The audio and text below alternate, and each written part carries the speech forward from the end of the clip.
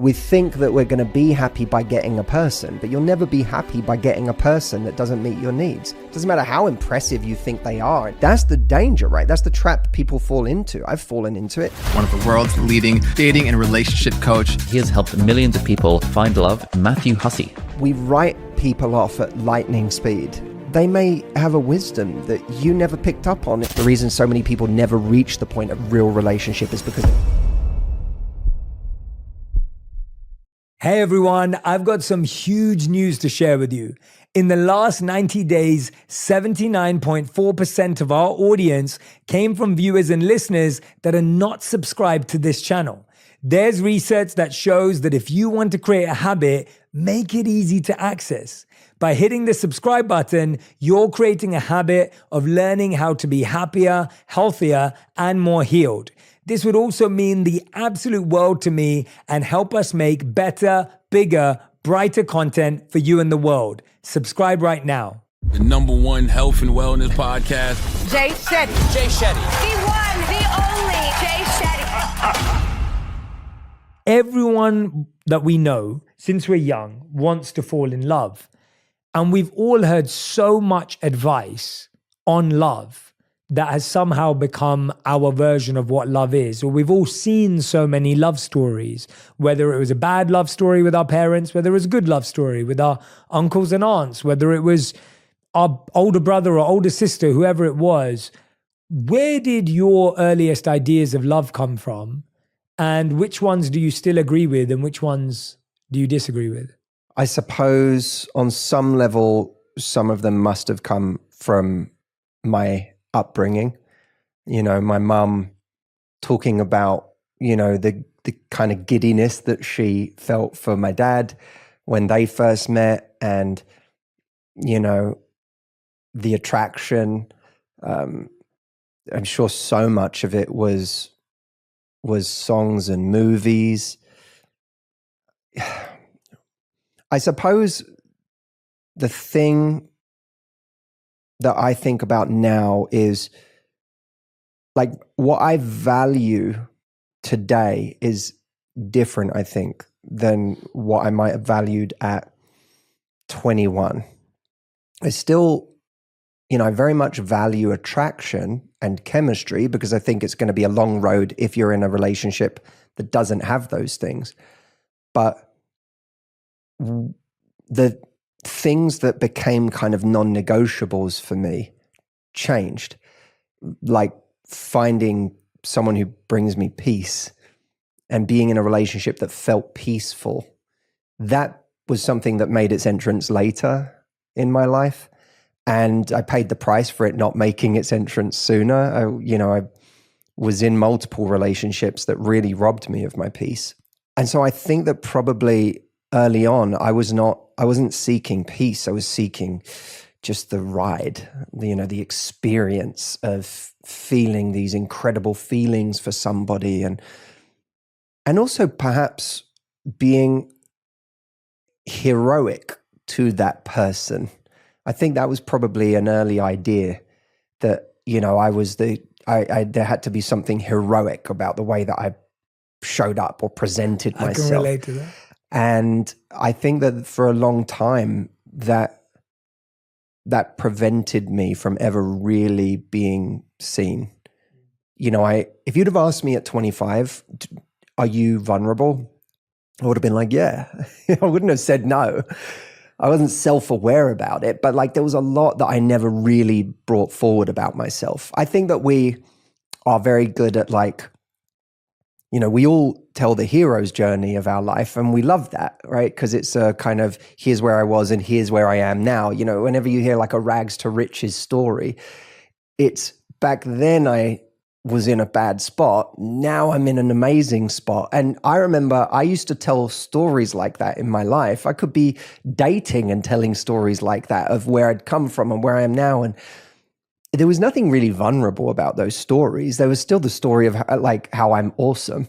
Because it's a hero's journey, you know, but it's a lot harder to be like, here's what I'm struggling with right now, or that thing that you just did just made me really jealous and insecure, or, you know, I'm feeling emasculated right now. Like those things, my God, like that, to bring that stuff forward for me was I didn't realize how hard it was and how terrified I must have been of doing that, and how deeply unworthy I felt to be able to really show someone who I was and still feel like I'd be loved afterwards. I'd get like a vulnerability hangover at the end of, and by the way, sometimes it did backfire. I remember, when I was trying on the whole vulnerability thing, I remember saying to someone about a moment in an evening that had made me insecure. I remember talking about, like, I didn't want to,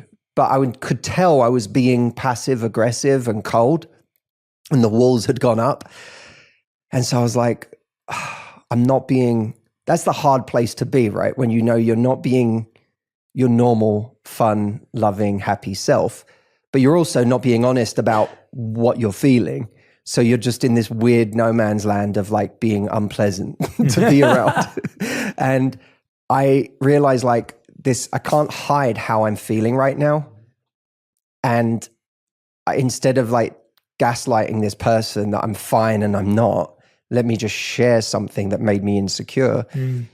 And it really backfired. Like this person said to me, this is the literal words that were said to me, was I find that really unattractive.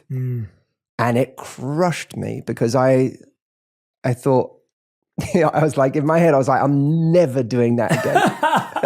I remember living with my friend at the time, and I walked to his room and I was like, I can't believe what just happened. Like, I'm such an idiot. And I didn't say, wow, that was really lacking in compassion from her side. That was like the depths of my own like lack of compassion, self-compassion, was that instead of saying, wow, that was a really, that was kind of a mean and response lacking compassion. Instead, I went, I'm such an idiot. I can't believe I said that out loud. Like, why did I reveal that weakness? And it took me a little while to recover from that, because it reinforced, that was the dangerous part, is it reinforced this idea that I needed to be heroic at all times. And not to have those weaknesses, and that those parts of me were contemptible if people knew about them. That's powerful. So that was a big thing for me, I think, thinking I had to be a hero all the time and not realizing that a real relationship is so much more interesting than that. Wow, man, so powerful. So many things to unpack. One of the things I want to start with is, what is the difference between a peaceful relationship and a boring relationship? Because I think that... Great question. That's a great question. Because I think a lot of people think of peaceful as boring when we're not emotionally mature. So I can relate to what you're saying, where you actually want a relationship that's kind of like chaotic and up and down and passionate, and then we love each other, we hate each other, there's that kind of energy, there's something. And we kind of do that in a lot of our lives. And by the way, we do that even in marriage and relationships, where we can often invent drama because it's too peaceful. And I've had friends who've reached out to me and said, Jay, I keep creating drama in my life because that's what I'm used to. And I don't know what to do with this guy or this girl because they're actually peaceful. So people are scared that peaceful means boring, but you've just said you like a peaceful relationship. I know you're not a boring guy. So what's the difference? So when you was just saying that, I thought to myself, there are days where I'm on time for something and I will kind of go and do one more thing before the meeting that makes me late. So that I have to like make a game of getting in the car and like finding a way to like, how can I still like, the GPS says I'm going to be there in that 2 minutes before, but I'll make like shaving off a minute. Like, I was on time. Yeah. Why did I do the one more? Nothing was gonna go wrong if I didn't do that one more thing. Yeah. Why did I do one more thing that made me late? And I had to realize at a certain point that was like my nervous system. I grew up around, like, my dad was always late for everything. I learned that from him. I used to hate it, by the way, but like I had also then adopted it. I'm not that way anymore in my life, but like I realized like I have an addiction to this feeling, this like mini drama of am I going to get there on time? Which creates this little mini drama in my day for like 10 minutes. It's like an adrenaline rush. I'm like, and it's a horrible feeling, really. It doesn't feel good. It feels like stressful and anxiety inducing. And now I'm going to come across as rude and disrespectful with someone's time. And I'm like stressed. But it's like my body is used to that. I'm not used to like getting somewhere on time and like have 10 minutes to just chill. And like, that's a new feeling that can feel boring. Mm-hmm. So in terms of a relation, I think we do it everywhere in our lives.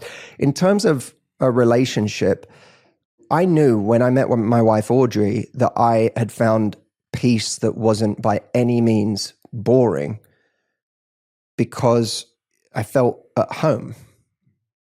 I didn't just feel safe. We can feel safe and very bored, right? We can feel like I'm with someone who is very non-threatening. I feel like this person's not going to leave me. I feel like I'm very safe in this situation, but I don't really this doesn't feel like my person.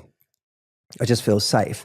And when you haven't felt safe for a long time, sometimes that's a very lovely feeling on its own, just to feel like I'm no longer in an abusive relationship, or I'm no longer in a relationship with someone that makes me second guess myself all the time, or feels like they're going to leave me at any moment. But eventually we will get bored in a situation where the only thing that's presenting as a positive thing is the safety we feel. But in this relationship, I felt at home. And I felt like I felt more seen than I'd ever felt before. I really was astonished to the extent to which this person got me, and that we seemed to get each other. And the first night we met, we spoke for 8 hours straight, literally. Like everyone else was like partying and doing that, and we talked for 8 hours the first night we met. There was an attraction there that made us talk to each other. It's not like we started talking to each other in the first second because we knew we were such great conversationalists. Like we started talking because there was an attraction, but then it felt easy. It felt like home somehow. It took me a minute to realize that, by the way. I'm not. This wasn't a love at first sight story of like, and then everything was smooth sailing. But it took me a while to realize, oh, this feels like home. I'm more of myself around this person. And I think that's a beautiful thing to find, is someone who makes you more of yourself. And of course, I think, you can't, if someone says to me, I've got zero sexual attraction to this person, that's a problem. That's a genuine problem. You have to have some form of attraction to the person you're with. Now, by the way, does it need to be the greatest attraction you've ever felt for anyone in your life? That trips a lot of people up, because I always say don't comparison shop for chemistry. It's one of the things I talk about in the book, because I think we're always comparing whatever is in front of us with the peak of our chemistry that we've had with someone that we can't seem to get over. But you only have to take a look at what are the situations that we find hard to get over. Like what was that peak of chemistry and attraction? And it's often in situations that were entirely unsustainable. It's, you have a holiday romance with someone and oh God, like I'd love to feel that animal attraction for someone who was good for me and who I had a long-term relationship with. And it's like, well, how long did you know that person? 2 weeks? They didn't have to do very much. Like it's easy to create the conditions for chemistry in that kind of a situation. The same is true of people who have a 3-month fling with someone where there's like, it becomes more interesting because it's flaming really hot and then it disappears. I had a woman who I coached who said, this person was the one. We had this amazing 3-month thing. And I said, what happened? She was like, well, he went traveling and he said he didn't want to continue the relationship. And for me, that's like literal fireworks. Fireworks, we look at them and they're really exciting. And we're like, isn't this magical? And you look at those fireworks. But if those fireworks carried on for 3 hours, you'd be like, I want to go home now. Yeah. You'd be bored. Yes. right? For fireworks to be exciting, They have to end. they have to end. So we have to be very careful about comparing the like slow burn energy of a real relationship with like that fast twitch muscle of a short-term encounter or an affair that is naturally exciting because it's an affair. It's like, Mysterious. yeah. So I don't think you should absolutely have chemistry, but we have to be really careful with comparing chemistry with previous chemistry because that chemistry may not have lasted either if you'd actually got what you wanted. Yeah, and it makes so much sense. The the analogy you painted of the fireworks is a brilliant one because a real relationship is one that you don't want to end, and the chemistry-based relationship is one that has to end, right? It has to come to an end, and for it to feel meaningful. And a real relationship, you never want to end, and that's why it feels meaningful. And that's where we're kind of stuck in between. And the thing I hear the most, and I asked my audience and my team a lot of questions before this interview because I know a lot of my audience is dating, trying to figure it out. And one of the biggest things, which we touched on here, but I want to ask you about, is that people find it overwhelming with the number of options they have today.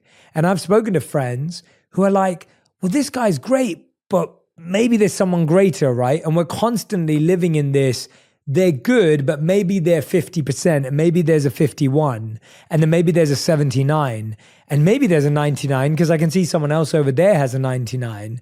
And so we keep second guessing even the person in front of us, even if they are fulfilling our needs because of the overwhelming number of options. So when you said you felt at home, and I think that's what people want to feel. They want to feel at home. They want to feel more than safe. But how do we know, or what have been the best signs and indicators that people can look out for that they're actually making things harder for themselves by wishing, hoping, wanting someone else? Or is that a sign that you're not with the right person, that you feel that there is someone who has more? It's such a tough question because I think it is a tough question. It's sometimes we're wanting something else because there's, the person that's in front of us isn't compelling enough. There really is something lacking in that relationship. Mm-hmm. But I do think we have to ask ourselves, what are the things that I really must have for an amazing relationship? Like for me, when I was going to ask Audrey to marry me, I literally called up a friend and told him, and he was like, why are you doing that?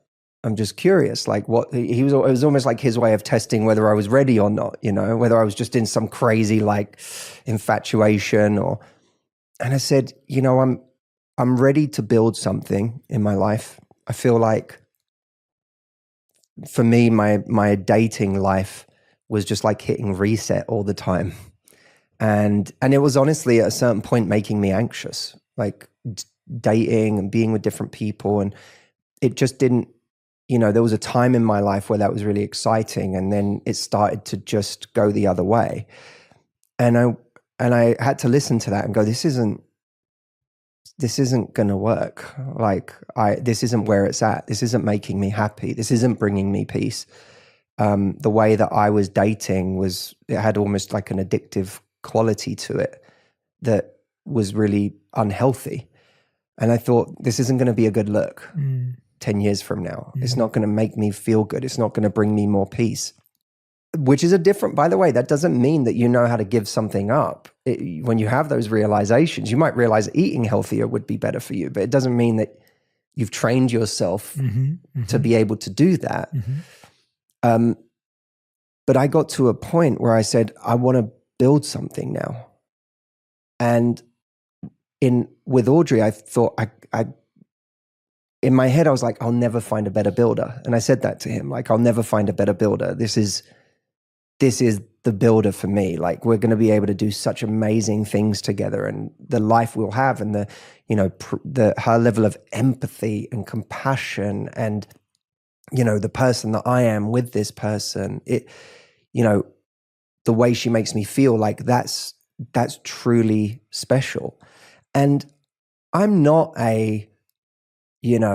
there's the one out there kind of a person. I've never been that way. If you look anyone looks back through my videos, and you know this because we've spoken about it, back when I was single, I've never been a person who believes in the idea of the one. So I think that it's finding someone that we look at what's really important to us, not what's important on an egoic level. Because I think a lot of the things that make us question whether this person is right for us are ego-based. I don't think they're based on how we feel around this person. We worry, is this the kind of person my friends think that I should be with? Do they look the part? Are they my normal type? Do they make the right amount of money? Yeah, like has this person come in the package that I had always told myself they would come in? And those things can be really, really limiting. And they can have us like constantly trying to optimize for some version of something that we think we're supposed to be with, which is a very dangerous way to go about finding love. You can't optimize for human beings. You can optimize for a lot in life, but you're dealing with people. And by the way, even if you let go of this person, you're going to find someone else who's also imperfect, and they might, okay, this person is, scores a 7 in this area and they score a 9, but guess what? They score a 3 in this other area that you didn't even know was great in this relationship because you took for granted how amazing that person was in that way. Like it's very dangerous to optimize in that way in our love life. And I've come to really believe in life that if you find a connection that has all the right raw materials and you both have the same level of commitment, then you can build something extraordinary together. And actually the extraordinary is the thing you sculpt together. It's no different from a career.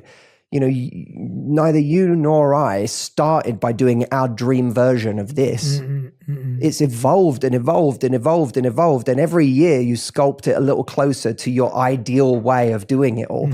And along the way, you do a lot of things that you don't necessarily, you're like, oh my God, I couldn't do this for a lifetime. And this part I thought I would enjoy, and I didn't enjoy it nearly as much as I thought I would. I'm going to stop doing that. And you sculpt it. Like dream careers are sculpted. They're not found.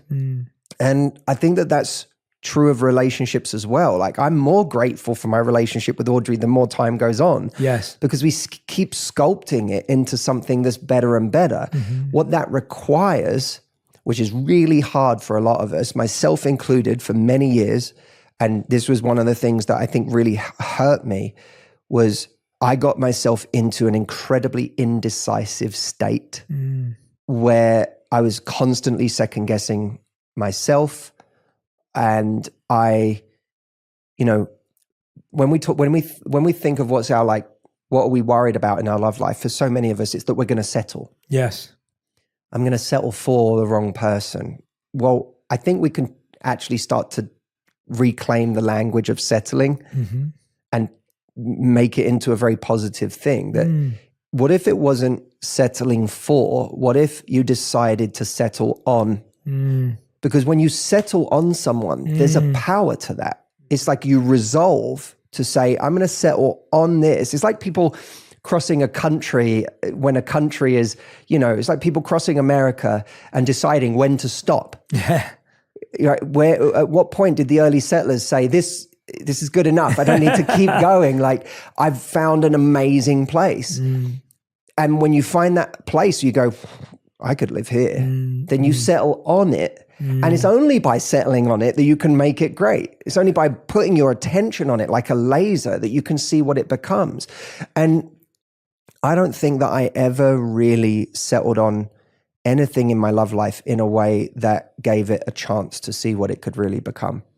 And in this situation, I really gave myself that chance by saying, I'm going to go all in on this. Yeah. But she was smart because she also saw that Audrey is ridiculously perceptive and in tune with people. And she saw in me early on, like, oh, this is a pattern for him. And that doubt and that, what do I want? Is this right? And she saw that early on. And one of the things that she did was she she called me out firstly, and she was like, look, if I'm willing to like really see what this could be, and you don't seem to be Wow. in that place where you're like actually going all in and seeing what it could be. Mm-hmm. She said, so I don't want to continue if you're not going all in, because I'm not like, I'm not here for half of someone's energy. Mm-hmm.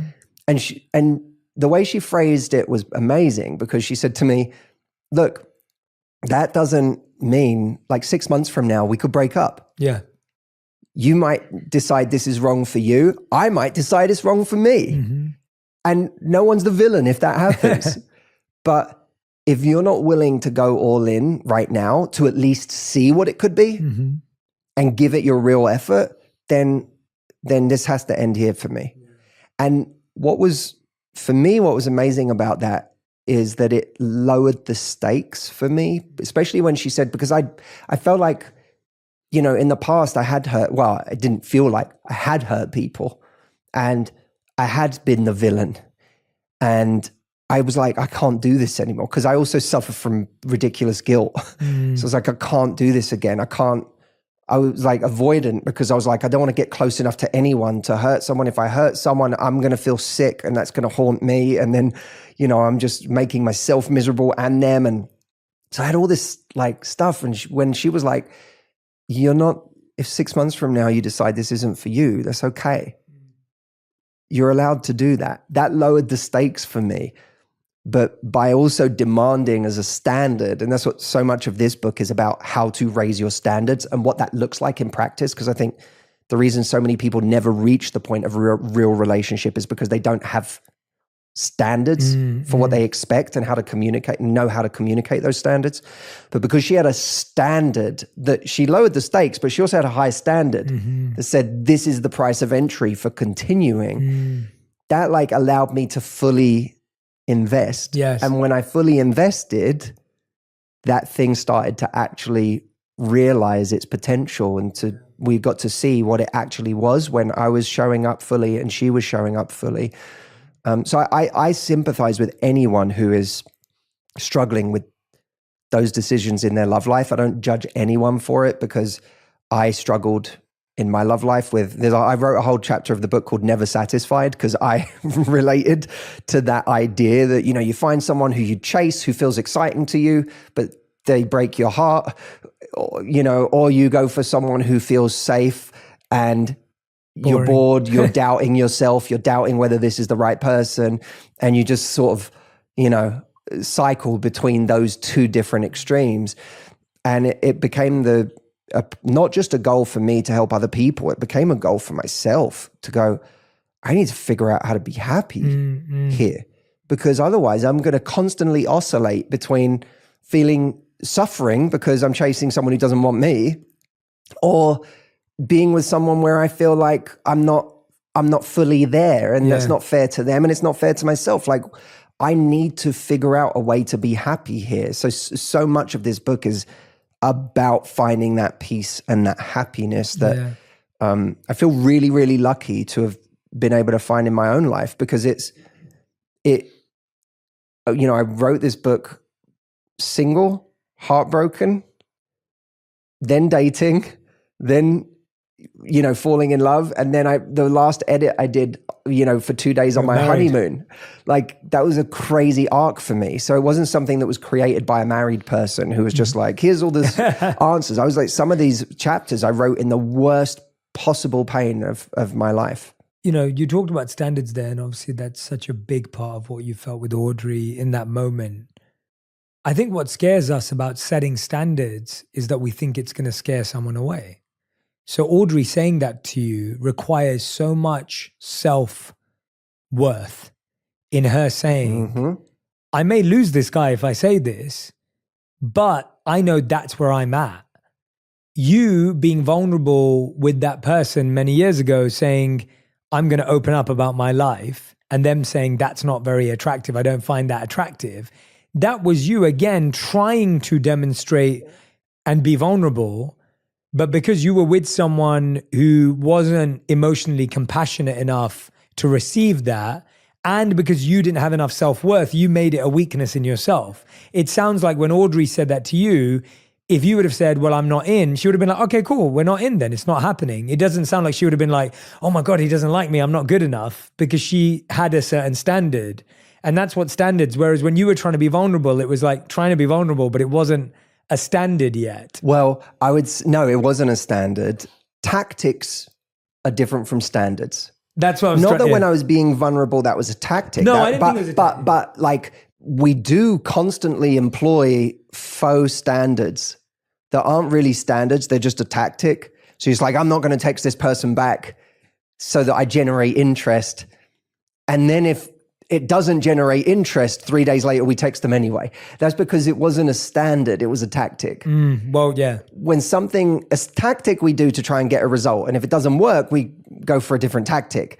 A standard is who we are. So well said. And we don't change it. Like, if my standard for being open and vulnerable was what I did in that moment with that person, I wouldn't have stopped doing that just because I didn't get the result that I wanted, Yes. which was connection. I would have said, well, this is how I want to be. And come to think of it, I would have said, if I was in a better place, one of my greatest standards is to find someone who really accepts me. And if this person doesn't accept me, then my standard is going to be that, well, maybe this relationship isn't for me. You know, I want to be this vulnerable in a relationship. I want to be able to share from the heart, both the good and the bad, and my flaws and my insecurities. And if I'm not accepted, then okay, maybe it's not right. But instead, what I did was I went down a very masochistic rabbit hole of going, I'm not good enough. It's just been proven.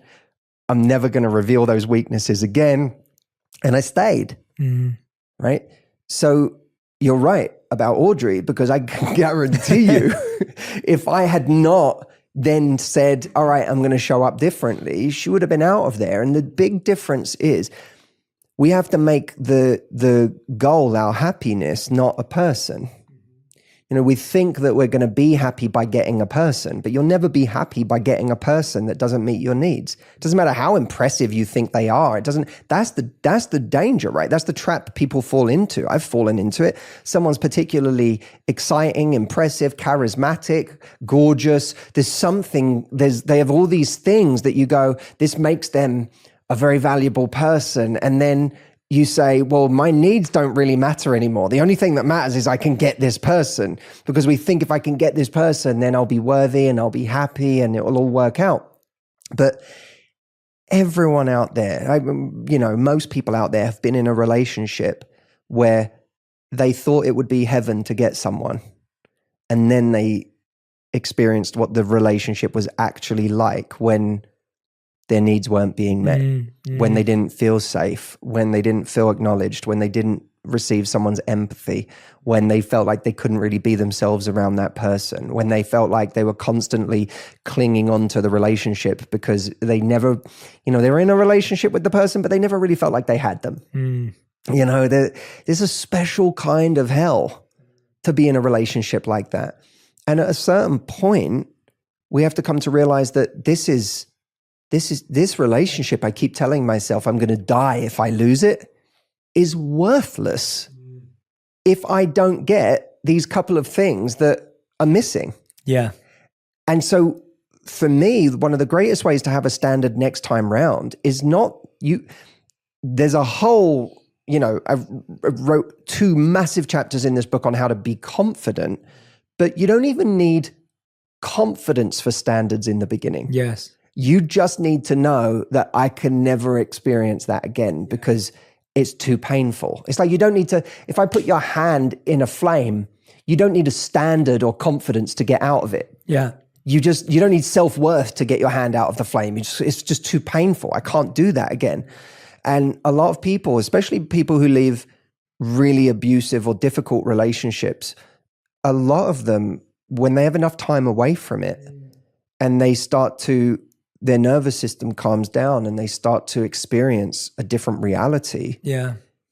They look back and they're like, no matter how much I still may dream about that person or fantasize about that person or, get sentimental about that relationship, when they really think about what it was like to be in it and what that person was like, they're like, I could never go back to being in that kind of a situation. Yes. So the necessity is the birthplace of standards before you ever increase your self-worth. Yeah, and I love that because I think we get so locked into like self-worth, self-confidence, self-esteem. And because that's a lifelong journey and a lifelong pursuit, you feel you can't have standards. But I want to go back to something you said because I think this is, I'm really enjoying this conversation because I feel like we're really getting into this kind of subtle, nuanced space of what's really holding people back from having love in their life. And it's something you said earlier, which I'm kind of connecting to what you're saying now, this difference between an egoic standard, in your words, and then an emotive standard or an emotional standard. And maybe there's a better word for it that you've developed or come across. But I'm trying to separate it because I think an egoic standard is, well, yeah, that if they ask me out, they have to pay on the first date. So we start getting lost. Or like an egoic standard is they should message me first. Like, I don't think those are the types of standards that Audrey said to you or the kind of standard that you're recommending. There's this great, my favorite TikTok page to follow in the world is called Guy with the List.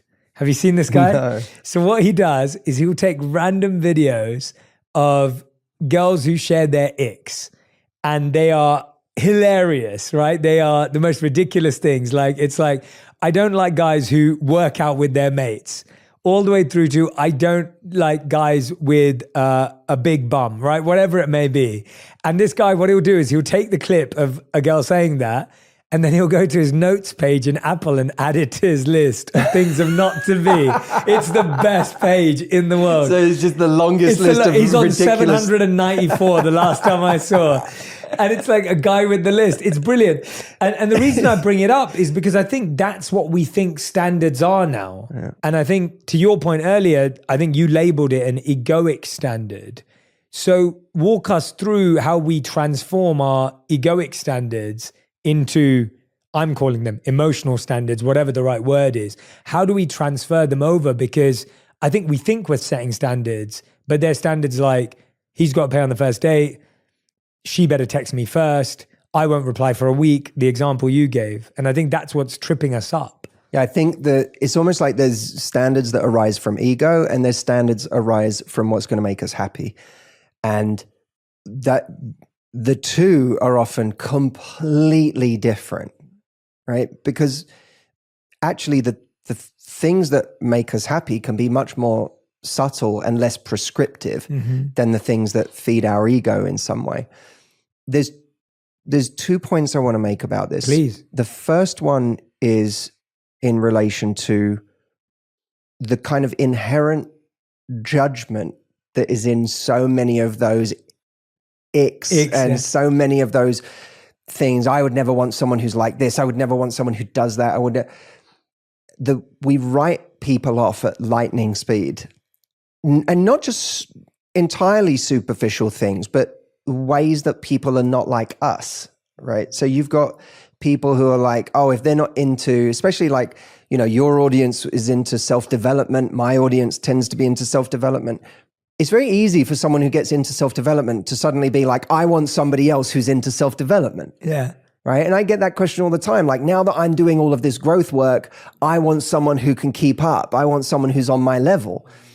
And I want to remind people, like, you weren't doing this 2 years ago. Like, this is, in a way, this is like a complete contempt you have for you 2 years ago. Wow. Before like a certain mentor or influence or something came into your life and turned you on to something. There's also a slight arrogance about the standards, these things we have, because it's, someone could have lived on a farm their whole life and they have no idea what self-development even is as a kind of idea, a concept, let alone that there's this entire industry around it. And they may have a wisdom that you never picked up on in the world that you grew up in. And that might be one of the greatest bits of synergy between the two of you, is the wisdom you bring and the wisdom they bring that's different and has come from a very different place, a very different way of living. So, you know, I think there's a lack of humility sometimes in thinking that people have to be like us and then judging them for the ways that they're not like us.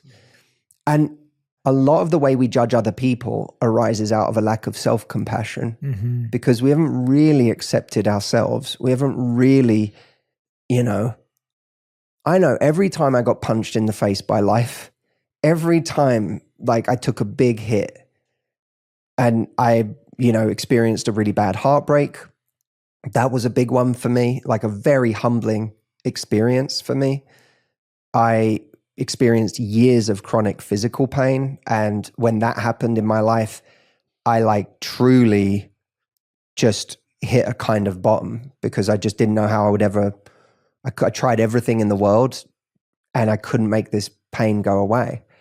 And it started to basically not just ruin my life because I felt like I couldn't experience joy anymore. I was just thinking about my pain all day, every day.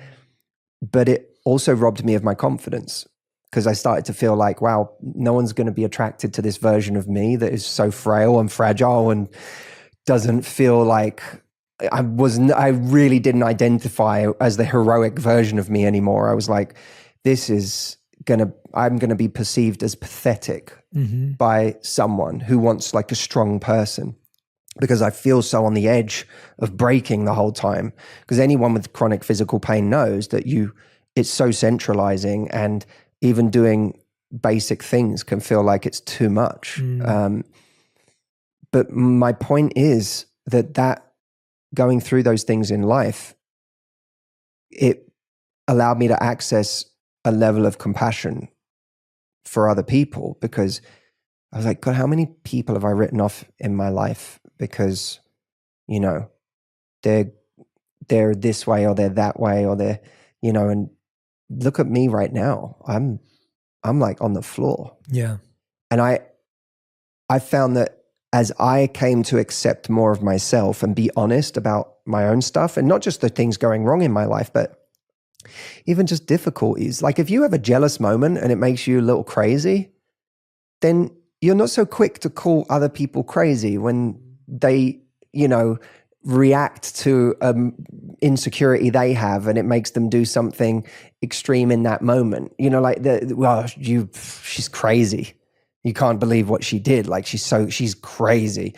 It's like you don't throw that around when you know you've done your share of like crazy because you were in pain and you didn't know how to cope with it. Yeah. You know, so I've found that the more I've like been humbled in life and the more I've become accepting of myself and compassionate towards myself, actually the more absolutely, it's made space for everyone else. Because now if I was single again, I wouldn't be writing off people on all of those things that I might have written people off for 8 years ago or 10 years ago. I actually think I would have more options, not less. Like people say, oh, I'm growing so much. I've got so few options now because few people are on my level. I'm like, if you're really growing, I actually think it makes space for more people because you become more compassionate and more accepting. And you see the soul of that person underneath those behaviors and the way they are, which kind of brings me on to my other point, which was when, you know, the person says they didn't pay on the date, they invited me and then, you know, they didn't pay for the whole check or whatever. I think we're not always good at getting behind why someone is the way they are. Like what's really driving the way they are? Does this person have the same values as me? They might do something different on the surface, but underneath that might be the same value. We just have arrived at different points. Like my wife's a vegetarian. I eat meat. Like we both love animals. You know, sincerely, I love animals. She makes jokes about me, you know, how much, you know, how I am with animals is one of her favorite things in the world, but I eat them and she doesn't. Like we've arrived at different places, but underneath it all is like the same beating heart. And I think that's the thing we're quick to write off when we make those really quick judgments about people. And that's not to say like there are certain, red flags that might come up with someone where you go, you know what, not worth finding out what's behind this because Sure. it's just too severe and I really don't like this. And it has been a major warning sign for me in the past. But I think that's different Yeah. than taking something like, someone didn't pay half the bill or someone didn't pay the whole bill. And like, I know that I used to think to myself, I really enjoy paying the bill. Mm-hmm. But if someone didn't offer, Yeah. I would be like,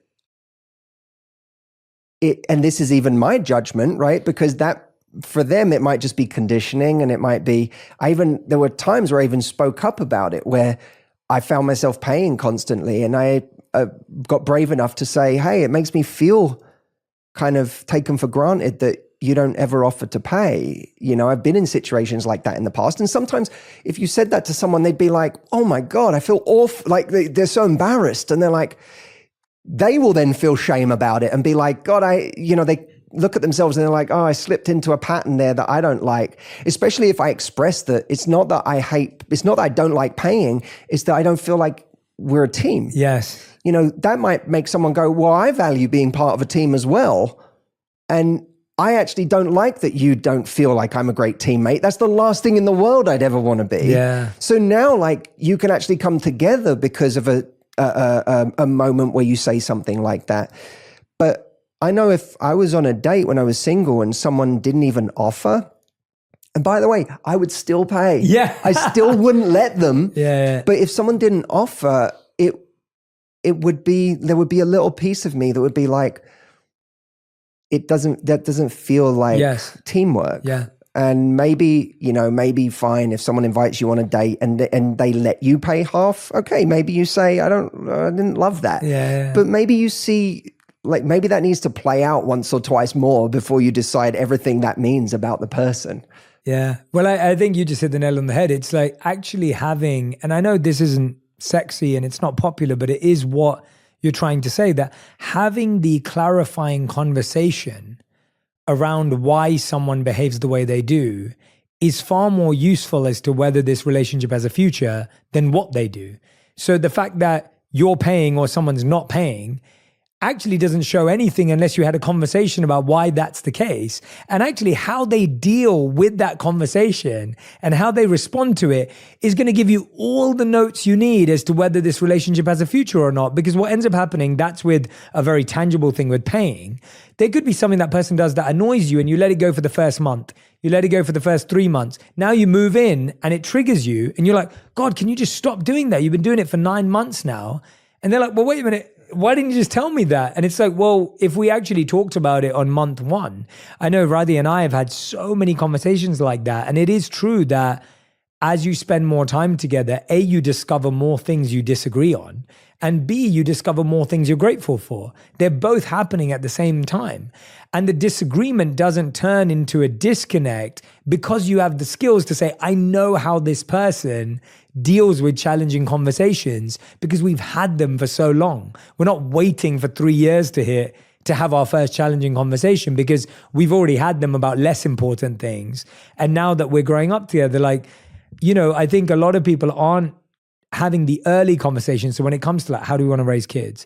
Where do we want to live? What do we want to, all these are harder conversations if you haven't talked about who should pay for the bill, because these are much more bigger, emotional, conditioned decisions where people have far more stuff to pull from as to how they make it. There's so much to say about all of Go that. on, yeah, go.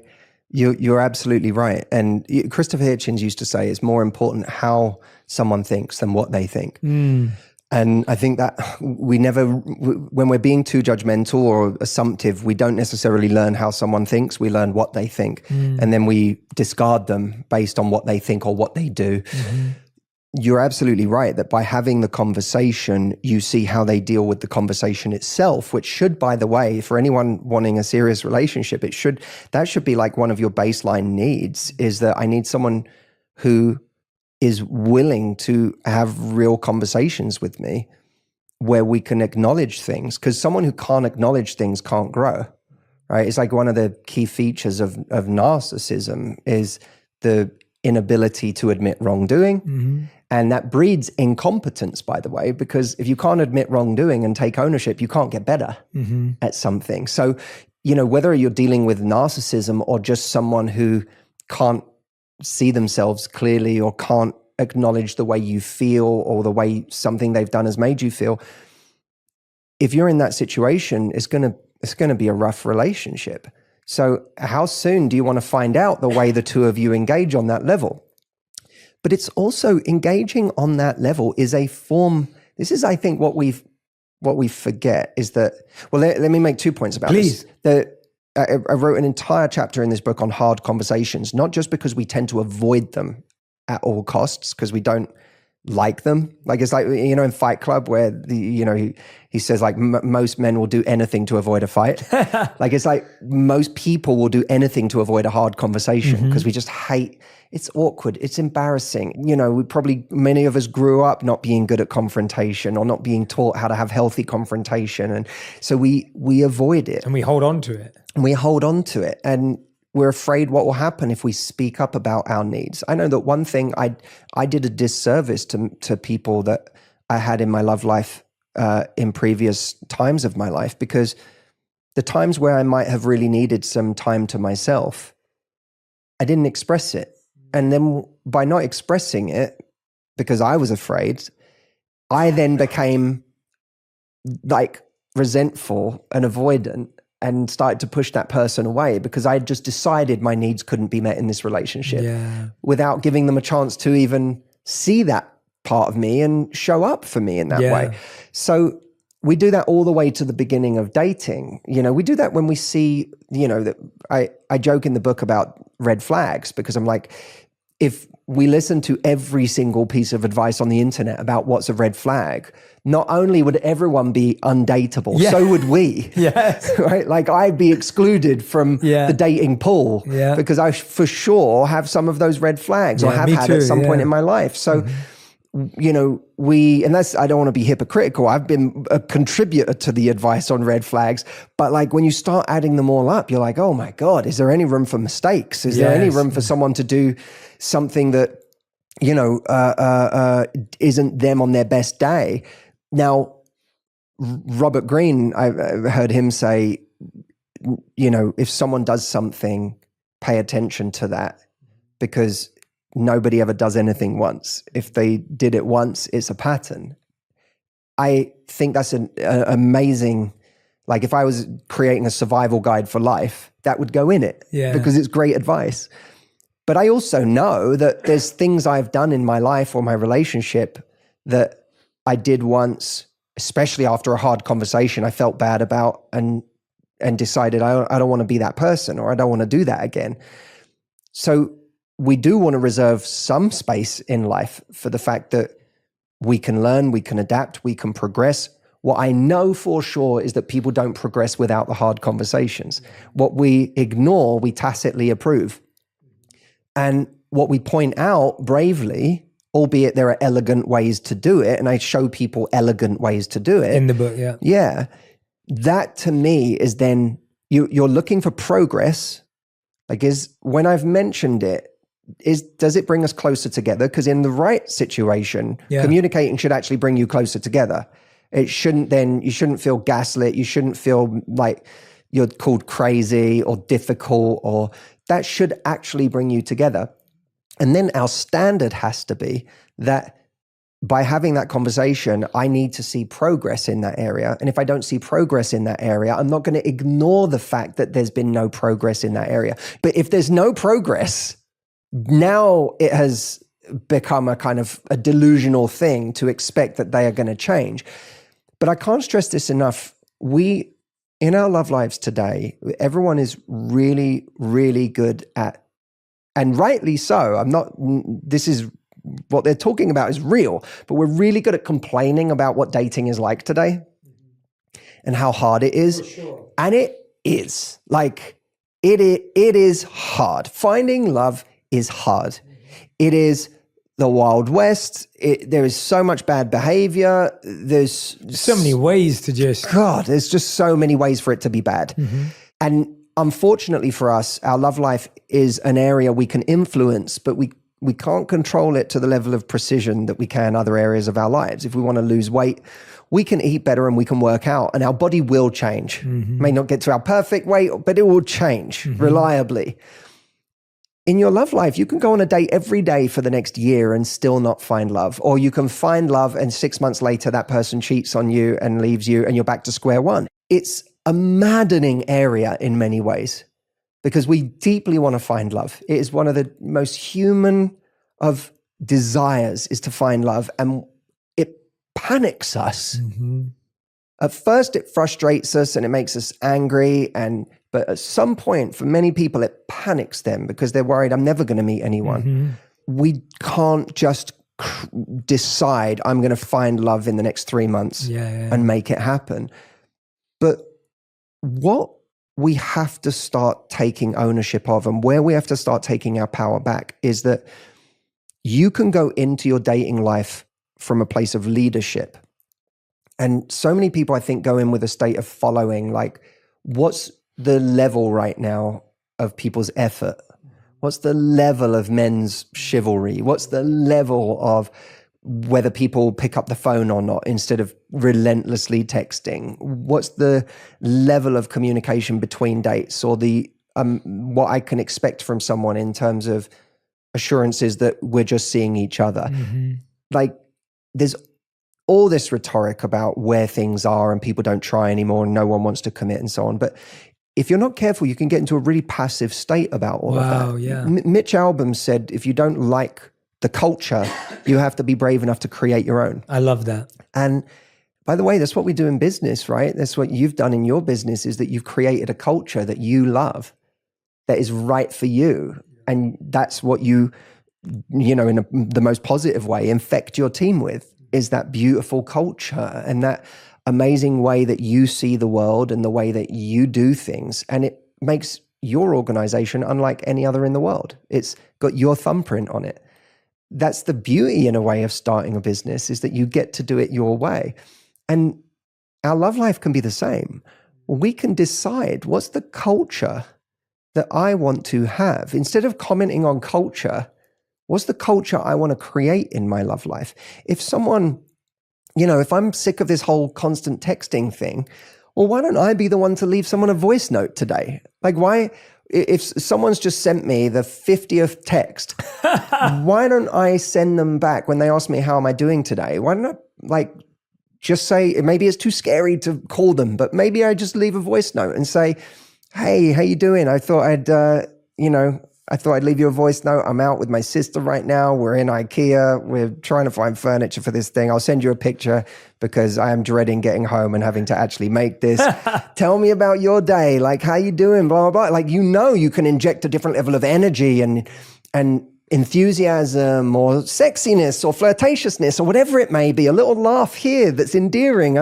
You can do all of that in a voice note in a way that when someone listens to it, now it's not just another text on their phone. You're like attacking a different sense. Yeah. And that will increase the level of intimacy, even just by 1%, 2%. And that might just make you, like, that's leadership, because you're not just, we spend so much time mirroring people. Like, I'm going to mirror how what someone else is giving me in this person I'm seeing. But we have to start modeling more. Like, don't get me wrong. If you model behavior that you want to see by being the one who picks up the phone first or leaves the voice note, and then they don't meet you there, then you can say, okay, I'm going to start to mirror their lack of investment. I'm going to start to back off. But you can't just be in a state of mirroring all the time. Like, such a good point. It works on every level, man. I was at my coffee shop this morning, and there's a guy there that really we always have like a really nice 3-minute conversation. And this morning, it never goes further than that. But this morning, as he was going to the coffee bar, he said, "Can I get you a coffee?"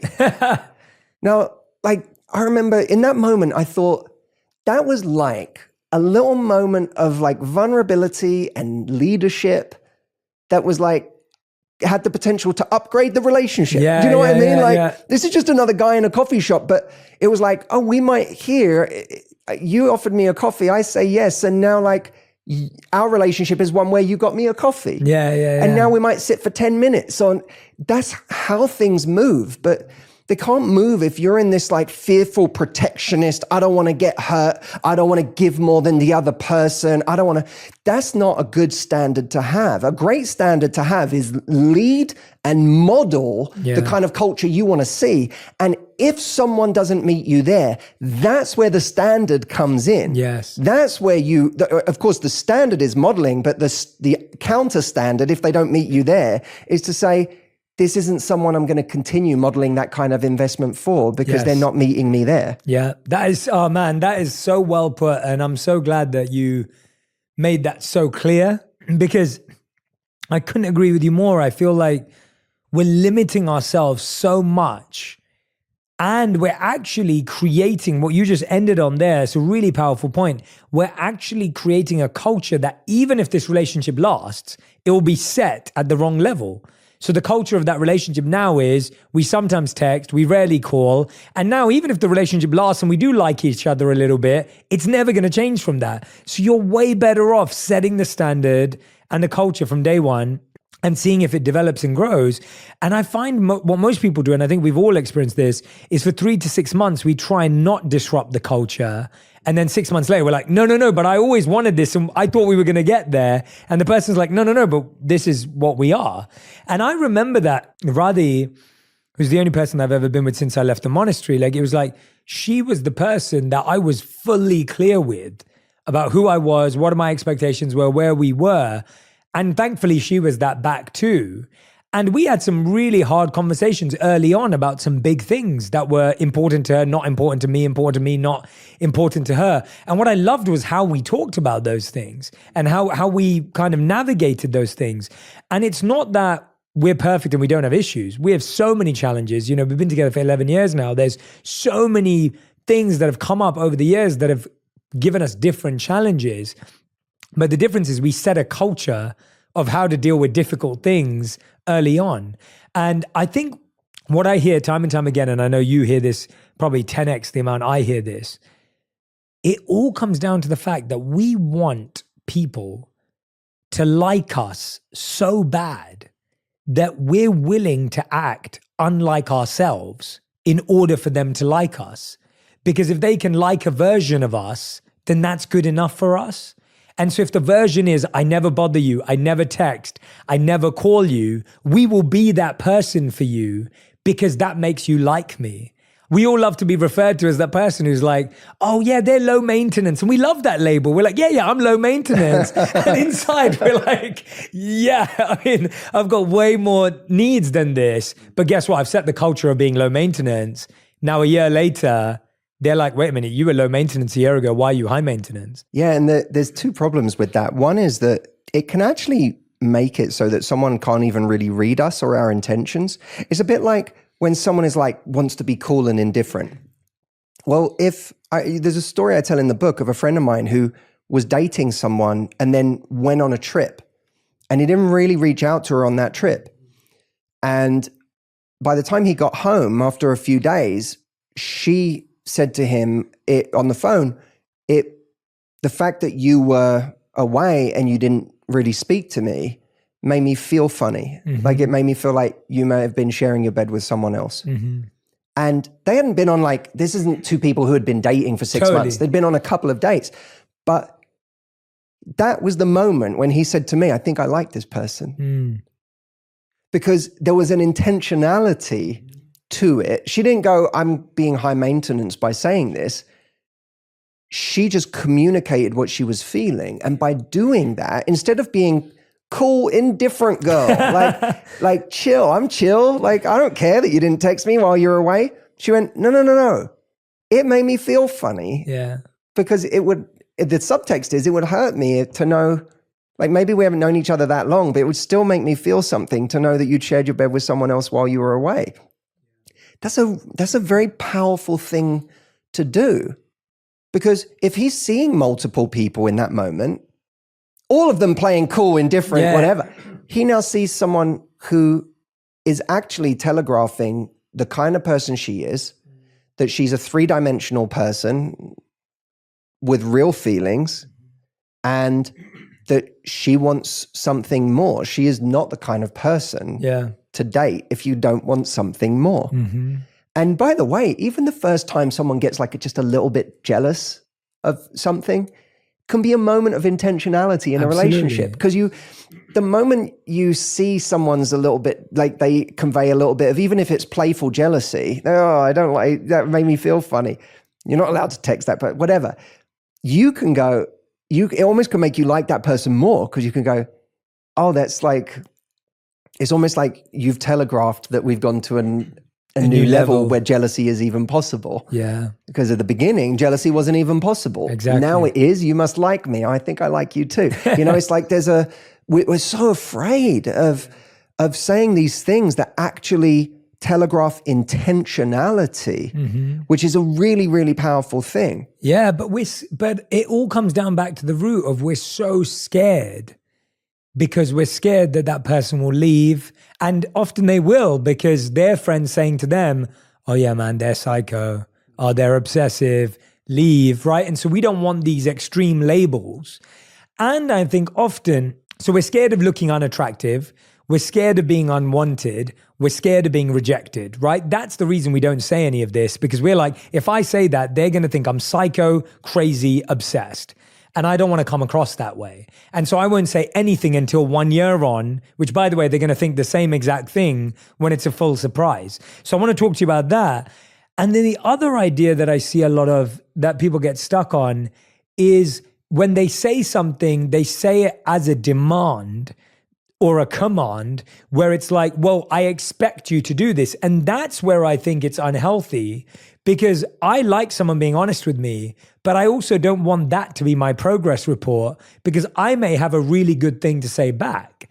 And so if I'm going to say back, if someone said that to me, like, you didn't contact me, I'll be like, yeah, you know what? When I travel, I actually really struggle to stay in touch with anyone, because I'm really trying to be present. I'm really trying to immerse. But now that I know that's a value for you, next time I go away, let's talk about how often we can both keep in touch realistically, because I'm also not going to promise I'm going to call you every single day, even if I'm really excited about you, because I'm also going to set my standard back. And I think often people don't want to hear that either. They want to hear someone say, oh, of course, I understand everything you're saying, and I'm going to call you every day when I go away again. And so one side is you're scared of getting fully rejected, and the other side is you're scared of not getting exactly what you want. And I don't think both those expectations are useful, because you might get rejected and you're never going to get exactly what you want in an authentic way. No, and I think that's why if we're the one who wants something, we have to zoom out enough to look at whether this person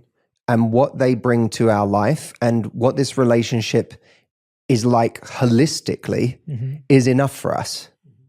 Because we may say, I want this person to call me every day, but that may genuinely not be their style, right?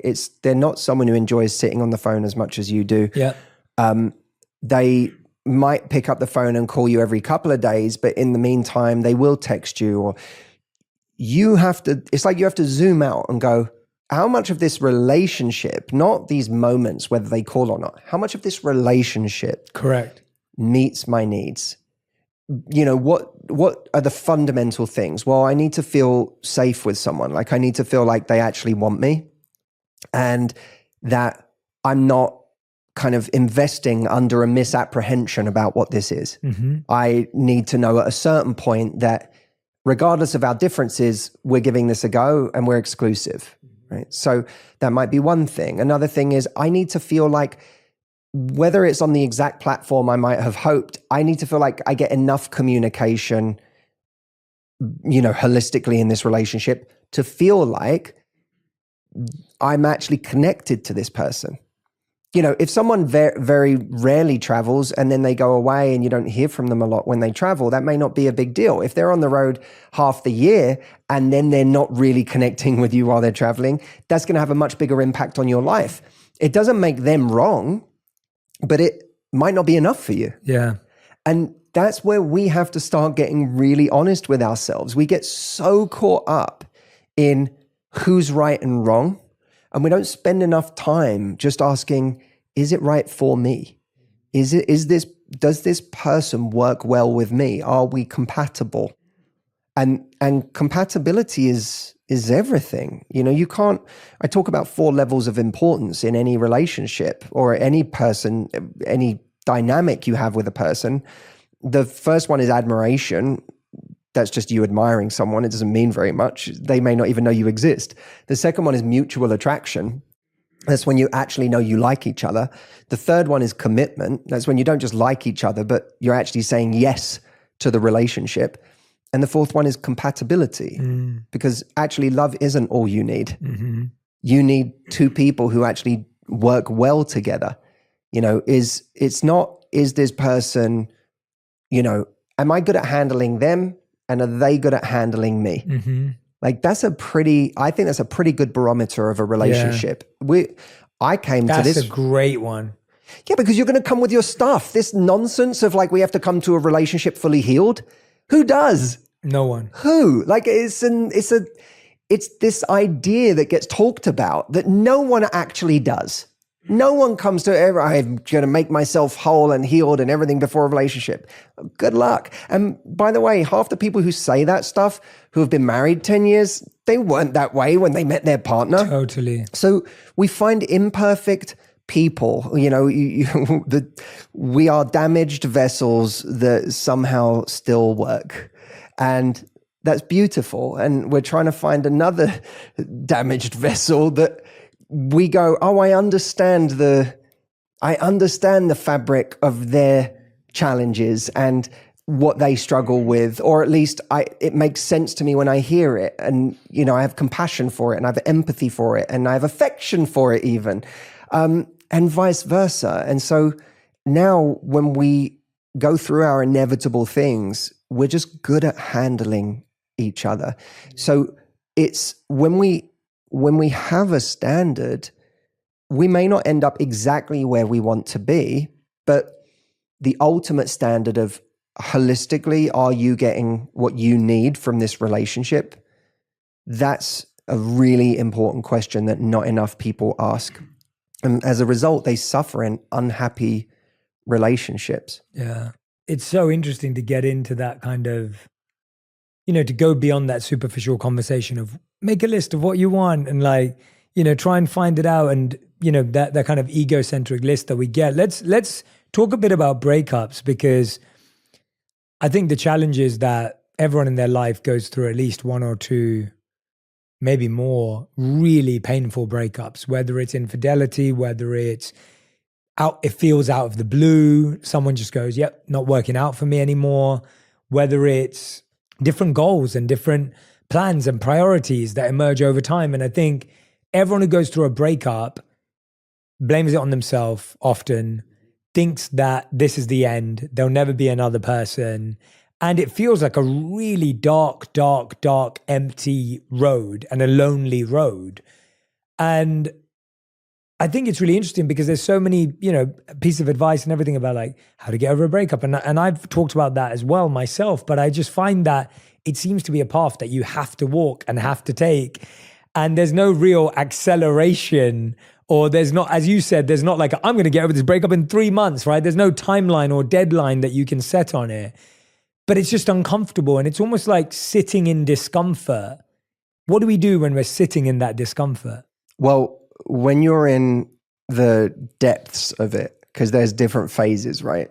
Like there's certainly a phase of any heartbreak when it's genuine, deep heartbreak, where you are just questioning your existence, where you are like, I remember having my own heart broken and sitting on this the doorstep of my house with a friend of mine, and just with tears in my eyes saying to him, I just feel like I'm not good enough. Like that was my deep sense, was that I am not good enough. And if I was good enough, I would have been able to make this work. And that's a horrible place to be. And you know, we have to have compassion for ourselves in those times, because it's brutally difficult. It's a time where we just need love, and we need to celebrate the fact that we got through another day and that I managed to get out of bed today. And, you know, it was a heroic act for me to just get out of bed. We then have to, you know, I always think that all of these moments give us gears that we wouldn't have had otherwise. And the worst pain of my life has given me access to gears that I didn't know I had. And as much as no one wants to hear it when they're in it, those gears turn out to be really valuable. They really do. I mean, we all choose suffering in our lives. Like we choose to go to the gym. That's choosing suffering. We choose like to write a book. That's choosing a form of suffering. We choose to make a podcast, or we choose to climb a literal mountain, or like we choose pain in our lives regularly because we know that there are benefits to be had. I have to argue that the benefit I have gotten from the pain that I didn't choose has been no less valuable than the benefit I've gotten from the pain I did choose. In fact, actually, I think the most valuable pain I've ever had is the pain I didn't choose.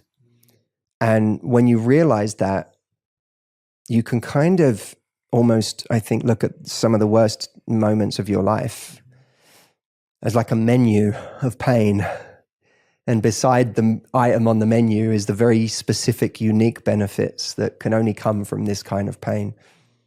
And you can kind of imagine yourself choosing, like retroactively choosing that pain, which is a very valuable thing to do, because I was told by a psychologist about an experiment on rats where one rat was on a wheel and was just given, you know, like the free rein to just run whenever it wanted to run. There was another rat, this was rat A. Rat B was connected to that wheel. He was on another wheel that was connected to rat A's wheel. And anytime rat A chose to run, rat B had to run, right? So both doing the same amount of exercising. But at the end of the experiment, rat A shows all the positive markers of exercise and rat B shows all the negative markers of stress. Oh, wow. Same amount of exercise. What's the difference? Well, rat A chose to run, rat B didn't.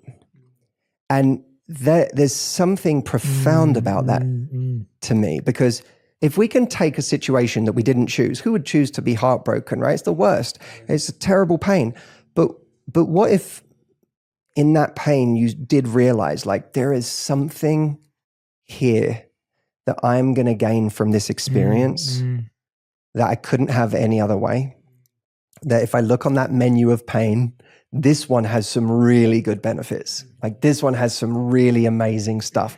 Who I'm going to have to become to get through this, what I'm going to have to learn, the way I'm going to have to get comfortable, even just to get through a weekend right now on my own is going to be this unbelievable feat.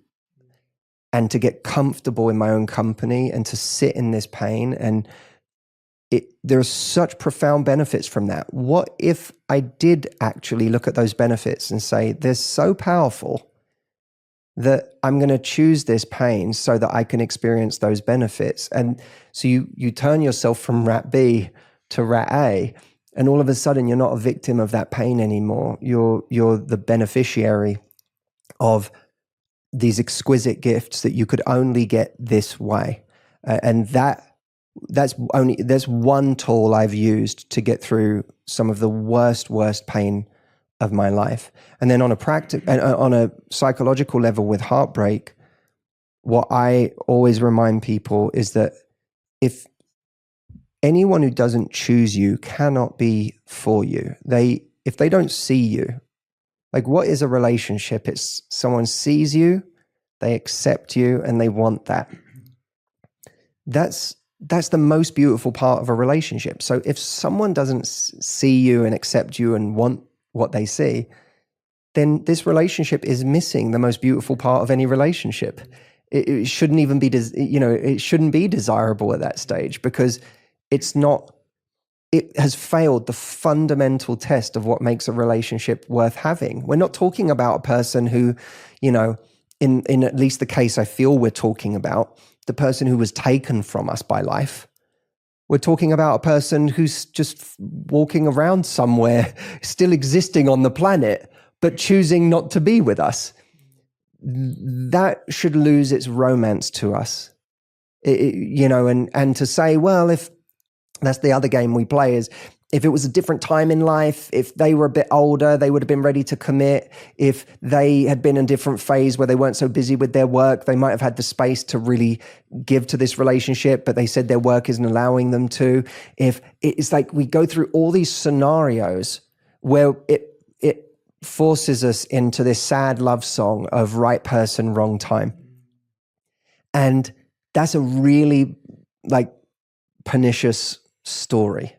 That's a very dangerous story, because it takes what belongs in the realm of science fiction and brings it into our reality.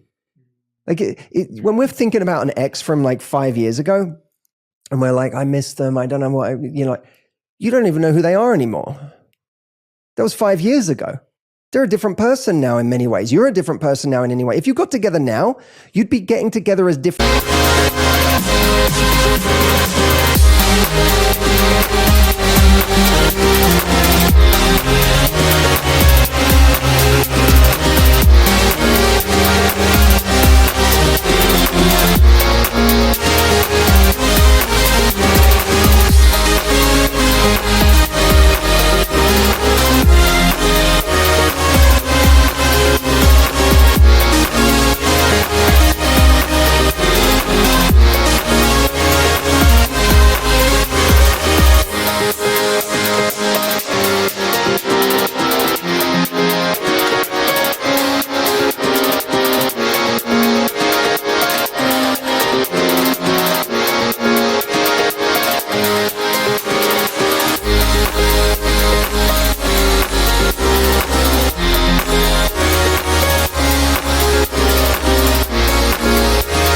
People. You miss a ghost. Person doesn't exist anymore in the way that you think they do. And when you're saying, oh, if only we met 5 years from now, it would have worked. In what parallel universe? This is science fiction. Like it didn't happen in this universe. So it's like, it is wishing for a parallel universe where everything, all the dominoes unfolded in a different way. It's not this universe. So we have to get out of this mindset, because it gets us bought into a science fiction story that doesn't really exist. I don't believe in the right person at the wrong time. It's the right person is right in their personality, they're ready, and their life is compatible with yours. If you're missing one of those three things, then it's not the right person. The right person has to be more than someone who you have a great time with and you like who they are and have great conversation and great intimacy. That's not the only criteria for someone who's right. So we have to stop telling ourselves the story that someone who, broke up with us, or it was bad timing or whatever, is the right person for us. That is just a story. It is not reality. The right person is the person it happens with. Matthew Hussey, book's called Love Life. That hit right there, man. That resonated so deeply. If you haven't already gone and ordered this while you're listening or watching, please, please, please go and grab this book. As you can tell, Matthew's just woven beautifully his own experiences, his own challenges, mixed in with insights, lessons, research, practical steps. I mean, it's all in the book. And today we've just given you a little tip of the iceberg of, and this was genuinely just a real conversation of me and Matthew going back and forth, which we need to do a lot more of. But just sitting here with you today, Matthew, I've gained so much, honestly. And as someone who's written a book about love too, there was so much today that I feel like we uncovered and unpacked. And so I can't wait for people to dive into Love Life, how to raise your standards, find your person, and live happily no matter what. Grab your copy now. Matthew, thank you again. Everyone who's been listening and watching, share and tag your greatest insights with me and Matthew on Instagram, on TikTok. I know you guys are cutting up all these amazing clips. Keep them coming. Let us know what resonated with you, what you're trying out, what you're practicing, what you're implementing, what's working for you, and something that you're struggling with as well. Let us know so that we can try to create more conversations and more content that can support you on your journey. Matthew, thank you. Any last words? Yeah, anything you want to share? No, I would just say if people go to lovelifebook.com, not only can you get the book there from any retailer you want, but I'm doing an event on May 4th called Find Your Person. Oh, amazing. That's designed to be it's a virtual event, so you could do it from wherever you are in the world, wherever you buy the book from. But we're all going to get together and I'm going to take everything that you learn from the book and apply it to a year plan with you. Oh, I love that. that. For anyone who is like, finding my person is a real priority for me in my life. It's what I deeply want. I'm not ashamed of it. I want that for myself. This is going to take all of the knowledge and the awareness and the ideas you have from the book and actually put you on a path in this live event to getting that over the course of the next year of your life. So that's lovelifebook.com. Yeah, if you go to lovelifebook.com, you can not only get the book, you can use your receipt from the book to get a free ticket to this event. It's not a paid for event. No one can come just by buying their way onto it. It's literally something that's just reserved for everyone who's getting a copy of the book. Oh, I love that. That's a beautiful idea, man. Well, yeah, lovelifebook.com, everyone. That's the place to go. If you love this episode, you're going to love my conversation with Matthew Hussey on how to get over your ex and find true love in your relationships. People should be compassionate to themselves, but extend that compassion to your future self. Because truly extending your compassion to your future self is doing something that gives him or her a shot at a happy and a peaceful life.